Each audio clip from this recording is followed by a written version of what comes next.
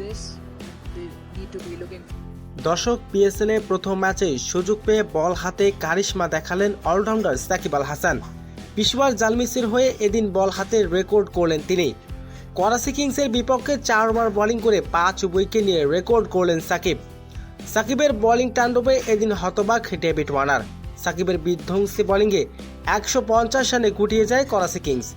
দর্শক, বিস্তারিত থাকছে ভিডিওর প্রতিবেদনে। মিচেল স্টকের বদলি হিসাবে সাকিবকে দলে নিয়েছে পেশোয়ার জালমির।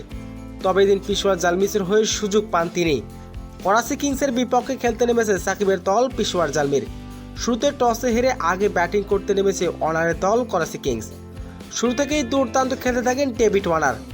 তবে এদিন বল হাতে কারিশমা দেখিয়েছে বাংলাদেশের অলরাউন্ডার সাকিব আল হাসান। যেখানে সবাই ব্যর্থ, সেখানে বল হাতে রেকর্ড করলেন তিনি।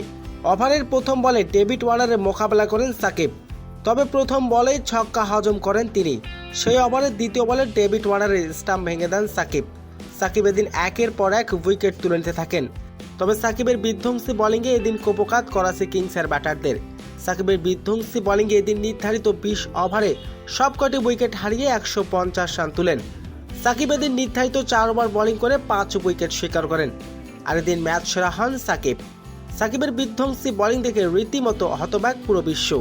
দর্শক, সাকিবের এমন বিধ্বংসী বোলিং পিএসএল আপনার কেমন লেগেছে? দর্শক, জানিয়ে দিন আপনার মূল্যবান মতামতটি কমেন্ট বক্সে।